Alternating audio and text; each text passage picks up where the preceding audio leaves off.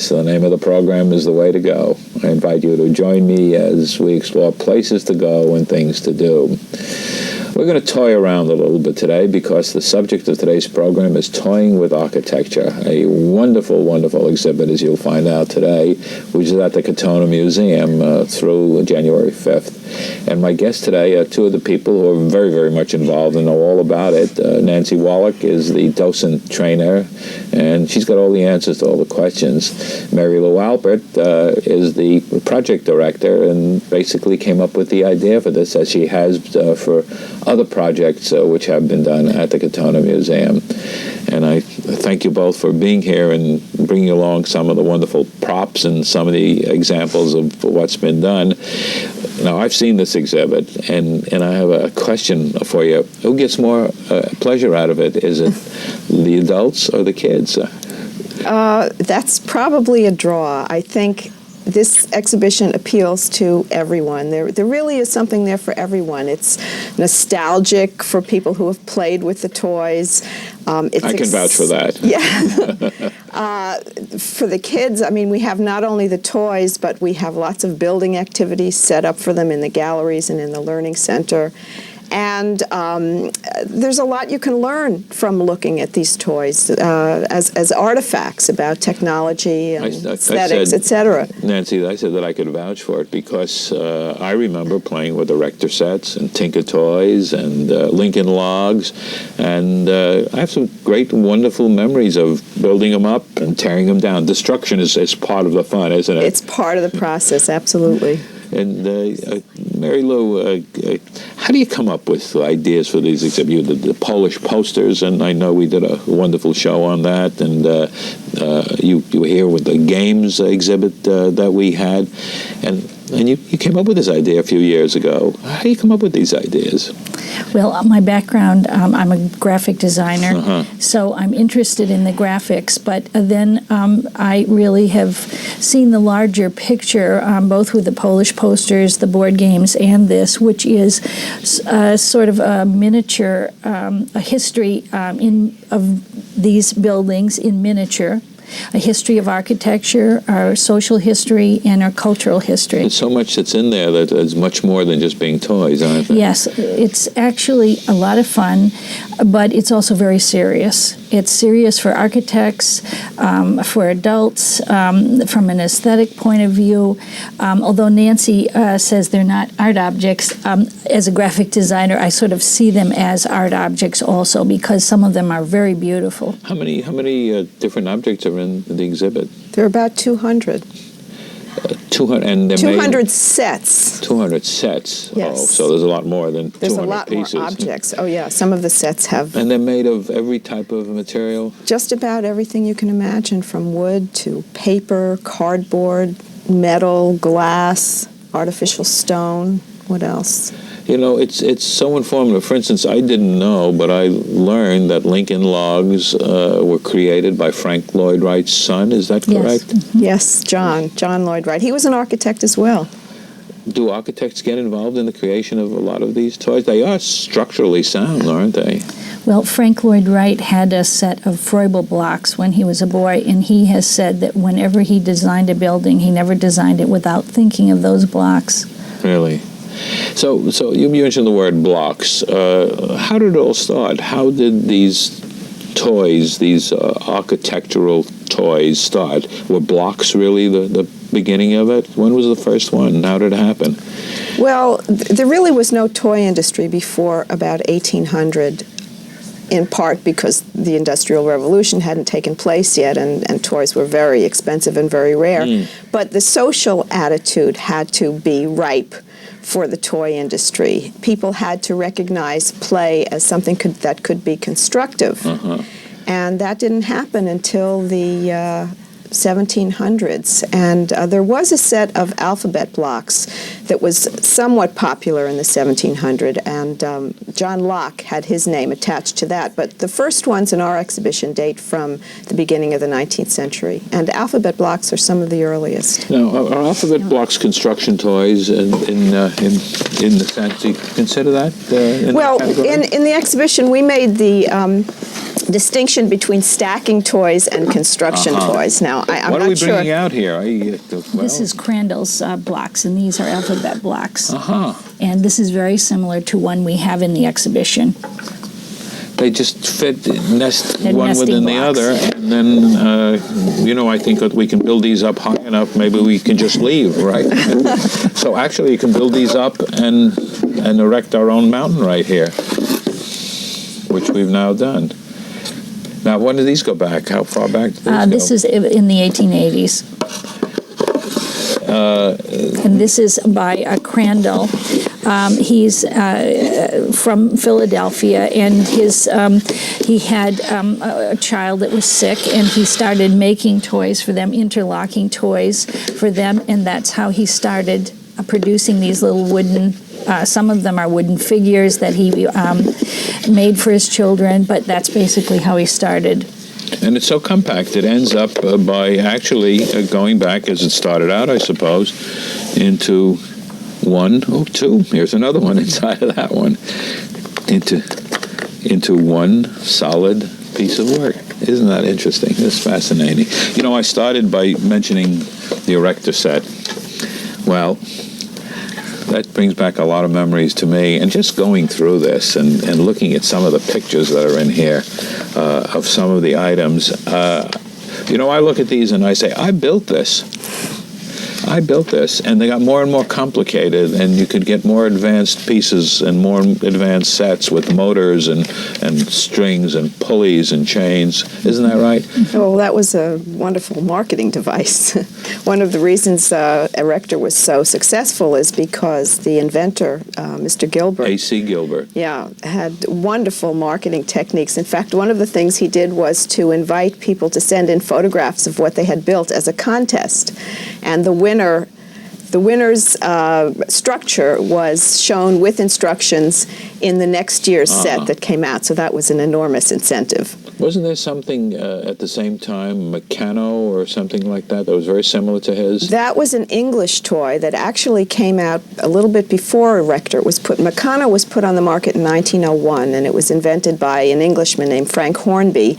And it was a metal construction set. They had perforated tin strips and connectors and nuts and bolts. Erector, which went on the market in 1913, had, in addition to that, a motor, which made it very, very attractive, and also realistic-looking girders with grooves in them. So that's right, so that they could fit together Slide in and interlock, together. and you tighten them up with a screw and a little nut that tightened them up in that. But Meccano had been on the market for a while and was very, very popular, and although Mr. Gilbert never acknowledged the influence of Meccano, most toy collectors believe that he must have known it. Was the Erector set the most successful of all of the construction or for its era? Or? Yes, I would say yes for its era. It's the oldest American-made, mass-produced toy on the market that's still on the market Still today. on the market. Yeah. I also remember Tinker Toys, where the Tinker Toys were about 1913. there were connectors and with holes in them, as I recall. Wooden spools and sticks, dowels that you could put into them and put together. They also mechanized and motorized, as I recall. Yes, Am I right? yes. There's an electric Tinker Toy set in the exhibition. So how does the exhibit set up, the exhibition set up? In terms of the installation? What is it? It's showcases, actually, where... Well, everything is behind plexiglass because these are very fragile structures, and we don't want to have to build again. It took quite a bit of building to get the installation ready. And is it on a timeline? Is that how they're shown, or by type? How does it work? Well, they're divided really according to the pieces, what the pieces look like. One gallery is entirely stacking blocks that stay up because of balance and gravity. And the other two galleries contain a section on, the other gallery contains a section on construction toys, which are toys that have some kind of interlocking devices, like a rector. And then a final category, which we call groupings, which has toys where the individual pieces are, for the most part, preformed buildings, and you're supposed to make a town or a village or a city or some other kind of grouping. There are people, I assume, who collect. Where did they come from? Where did all of these wonderful, wonderful toys and games come from? Well, we have the majority of the collection is from three large collections. Paul Newman, who lives in New York City. Not the Paul Newman. No. We've forgotten about that. Yes. And Arlen Kaufman in California in the Canadian Center of Architecture. And we have about 25 other collectors that we have drawn, where we have drawn on their collections. And we have quite a variety. It goes all the way up to CD-ROMs. Oh, really? From the stacking blocks to the CD-ROMs. Did you consider a terminal and play with your toys? Yes, and there's an opportunity for the children to do that.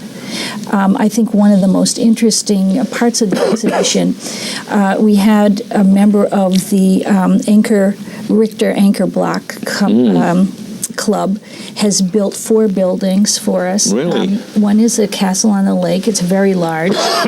And the other, an American bungalow, a fortress, and a Greek temple. He came and he spent a week building. Right there? He travels around Europe.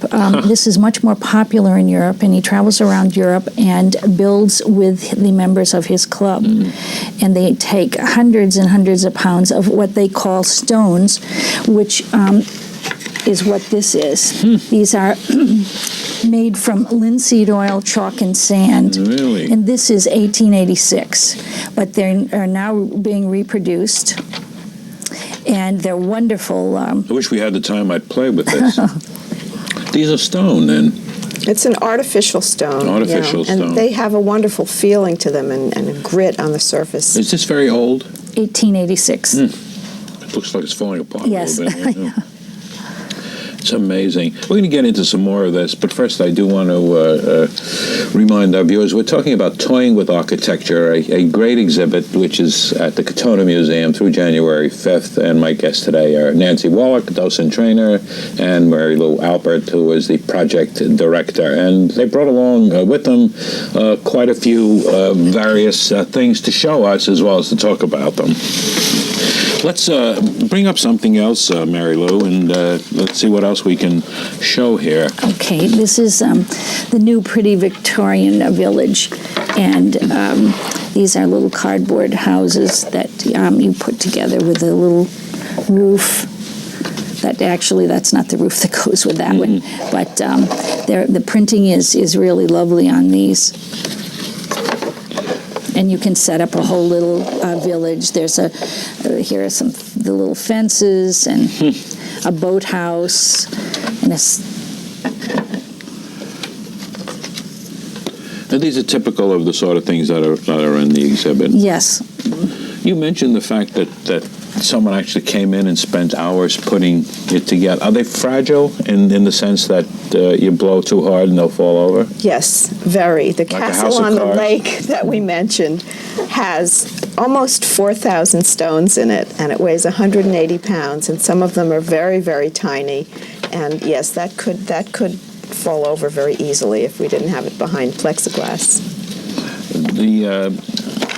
I'm sure that you have favorites, but I don't want to get into a personal at this point. What I'm really interested in is, in doing your docent tours, what's getting the most interest in terms of reaction? What's getting the most oohs and ahs and cries of wonderment? Well, there's a section on Frederick Froebel, the inventor of the kindergarten. And everybody is interested in that because very few people realize that kindergarten is something that was actually invented by someone. Well, I am surprised. I did not know Yeah. that. And well, actually, the reason it's in the exhibition is because what he did was to design a set of manipulative materials, including building blocks, and these really became the basis of his teaching system, and we have many of those in the exhibition. Is it because it's such a rare subject that people don't know about that makes it so fascinating? Well, everybody knows about kindergarten, Yeah. but nobody really knows how it started or why it started, and so that's a point of interest for the children and for the adults. You find that the adults are responding to their own childhood Oh, yes. to a great extent? Oh, yes. There's a lot of nostalgia as we walk through. Yes. I have found, of course, you do every day that the museum is open at 2:30. You do docent tours, Every day. Or some of the other Yes, and docents. we'll do. also do, if a group wants to come, they can make an appointment, and we'll do special tours for them. Do you find, as I've seen on other docent tours at the Katonah Museum, that you learn a lot from the people who know something about a particular aspect of it? I've seen that on other tours where you'll gain information while you're doing it. You get a It lot of happens input. every time. Yeah, every time you do a tour, there is somebody who knows something about one of the objects in the exhibition. Yeah, I would think Yeah. that people are bringing a lot of personal experience to it. I also noticed that the table that you've got set up in one of the exhibition rooms, the kids are playing there, and adults are playing with them too. Is that getting a very big reaction? As you find a big response to that? I think that's one of the most popular stops in the exhibition. It's really fun to see the kids playing at the desk. I mentioned before that we had a 4-year-old visitor who didn't want to leave the museum. He was there for quite a while and did not want to go, so I suppose that's a wonderful compliment.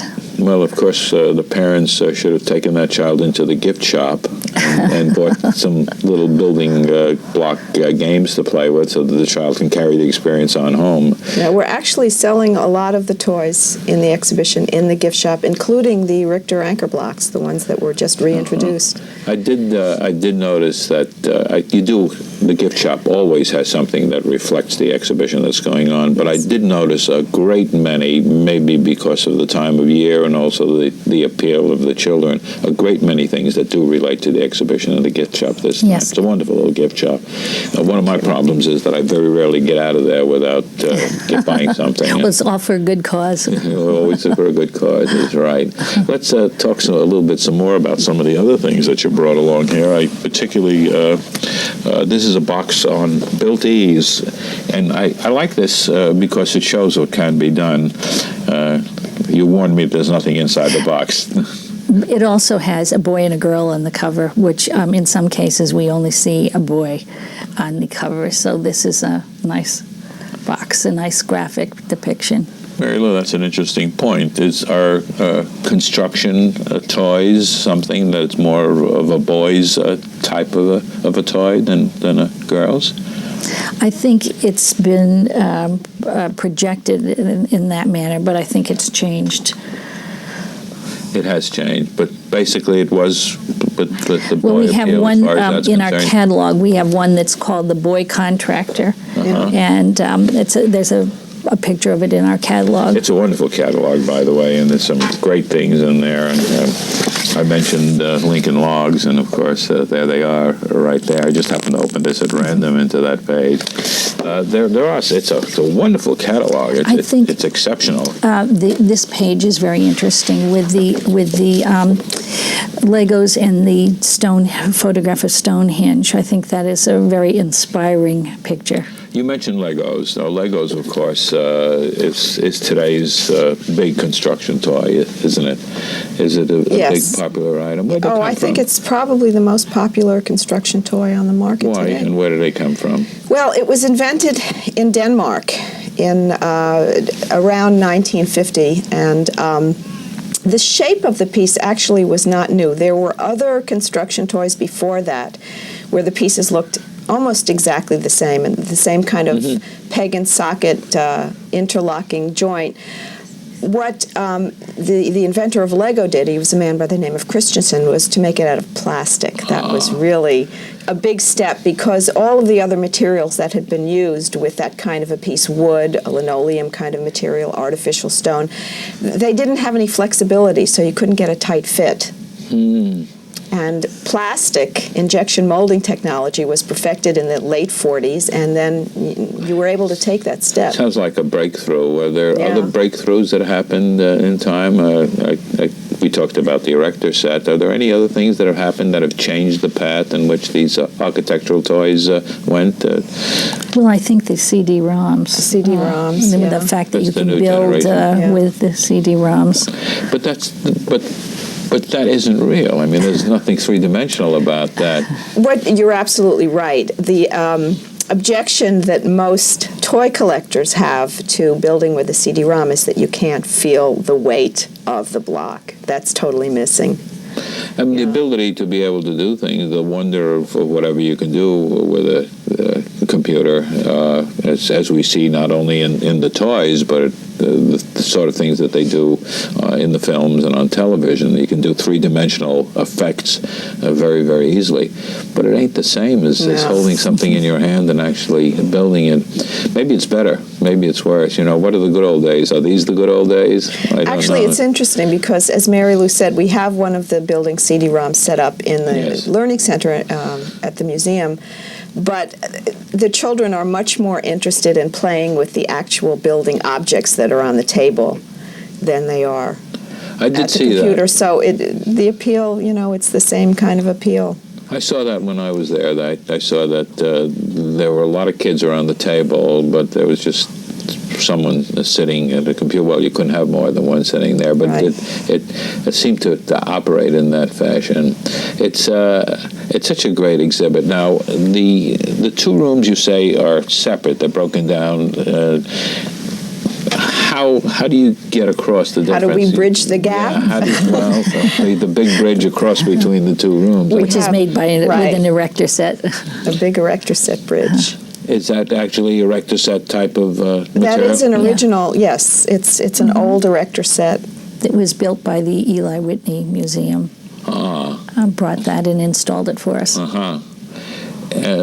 But so the two rooms are actually two parts of the exhibit. You'd have a definite, clear-cut difference between what's in the two rooms. Yes, yes. According to what the pieces look like, but chronologically, both sections start in the early 19th century, or all three, and go through the 20th, through today. In fact, we have one toy in the exhibition that's not even on the market yet, the programmable brick, which is a little mini computer that is made to fit inside a Lego brick, and you can program this. It has input and output capabilities, and then when you build your structure, it will interact with the real world. It's sort of like a robot, like you're building a little robot. So if you did this exhibit 10 years, or if you do this exhibit 10 years from now, We could have it'll the be robots completely doing the different. tours. The robots will do the tours, yeah. Karen Hewitt was the guest curator. What's her background? And she's certainly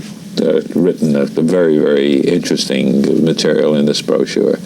She's an educator, and she's a toy designer, and she owns a company called Learning Materials. She has done other exhibitions on early learning. I've forgotten the museum where that was. I forgot also. So is it a big assembly job to contact all these sources and get them together? Is that what the curator does? No, the curator can do many things, or can do something as little as doing the essay. In this case, Karen contacted the collectors and went to visit them, and we prepared the checklist. The installation was quite a challenge because some of these things had to be built right on the spot, and we had an installer who came from the Canadian Centre for Architecture. He built 18 buildings in 3 days, and again, going through the cases to make sure that everything was neat was very difficult, because if you brushed by one of these buildings, the building would collapse. And Nancy and I both built buildings, and everyone on the installation crew was building. It was quite a challenge. I've always felt when I go to the Katonah Museum that every time I go there, it looks different. Well, it is, yes. And We have no permanent collection. But what I'm saying is that the method of exhibition is different. You walk in and you never know whether it's going to be one huge room or a room with cases as this one is, or if it's going to be a room with broken up into pieces with big hangings. Let's give the telephone number for information before we run out of time. What do people call to get more information about ours and the exhibit and so on? You call 914-232-9555. Nice, easy number, and we'll put it up in the closing credits to be sure everybody gets it, calls the museum, gets to see this exhibit because it's a wonderful exhibit. And I know that I've seen it, and I know that I'm going back. I've read the labels, but you really can't spend enough time in one visit. And I think it's worth another visit. And certainly people ought to go there with children because children make a big difference when you're seeing it. It's bringing some of yourself into it and then seeing yourself through the eyes of others, I think, of your children or grandchildren or great-grandchildren, depending on who you are. And I think it's wonderful. I think it's a wonderful exhibit. The Katonah Museum does such wonderful things. Thank you. Such a great exhibit. I'm sure you're happy to be part of it and be into this whole thing. Well, we've just about run out of time, and I thank you both for coming and showing all these wonderful material. And again, I'm going to see it again, and I hope to see you there. Thanks again. Thank you. Thank you. I'm Norman Liss. We've been talking about the exhibit at the Katonah Museum called Toying with Architecture. A wonderful exhibit. Go see it. Go bring the kids and bring yourself. You'll enjoy it. Until next time, enjoy yourself.